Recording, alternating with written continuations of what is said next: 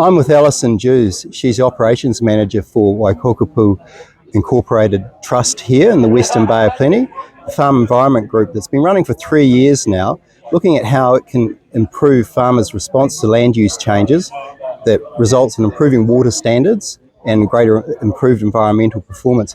Alison, if you were thinking about the trust over the last 3 years that it's been running, what are some of the big achievements that you can put a finger on that have been achieved in that time? Yeah, well, we were really fortunate to be funded by Jobs for Nature, which, as well as Tech and Bay Trust, who are philanthropists. And our focus was to work with 15 leading farmers who were happy for us to do a deep dive into their businesses, looking at what they need to do, because this catchment, 34,000 hectares, needs a 70% reduction in nitrogen and probably about a 30 or 40% reduction in phosphorus, and E. coli is a really big problem in the estuary as well. So we're looking at working with those farmers, mapping those farms for land use capability, and also what is the most appropriate land use for those land classes. Yeah. We're also running overseer files on those farms and looking at, track changes over 4 years.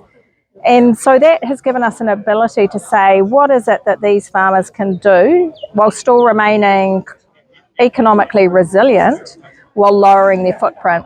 And so with these 15 farmers, we've actually had some quite revealing things happen in 4 years. And bear in mind, we had 2.5 years of that as COVID lockdown. Yeah. So it's been a tough time. Not an easy time. That's right. Yeah. Out of this, we're here today at Omarama Farms, which are at the headwaters of the Pongakawa.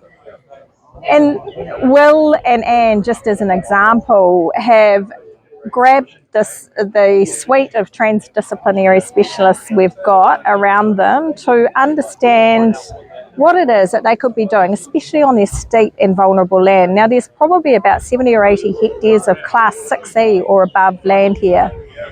And as a result, with a lot of deep diving and almost taking a holistic farm plan view of this, they've ended up halving the herd equivalent of, because they were over 700 cows originally at the start. They've gone down to about 460 cows now, once a day, retired about 68 hectares of land here, or 28% of the farm, into both exotics and natives.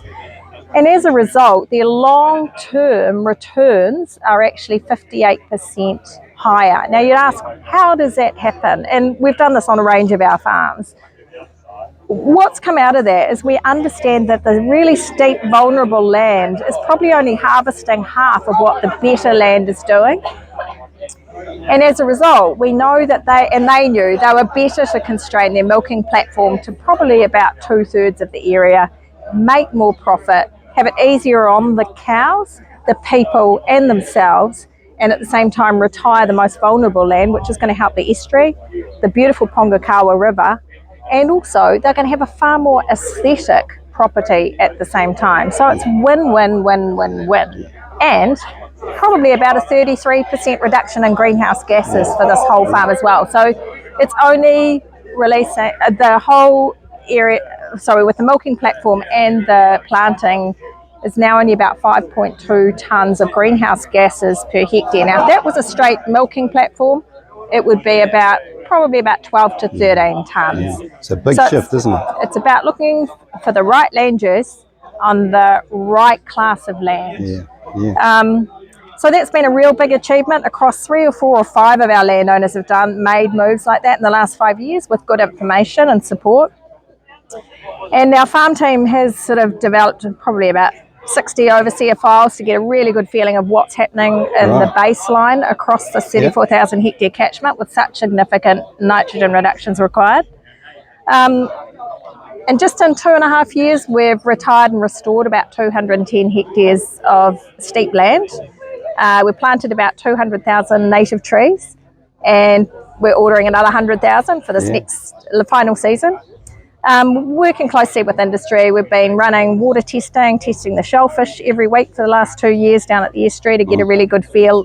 Things are bad, and so we haven't carried on with the water testing. Yeah. A lot of fish passage remediation, and now we're looking at undertaking a full catchment, treating the full catchment as a farm.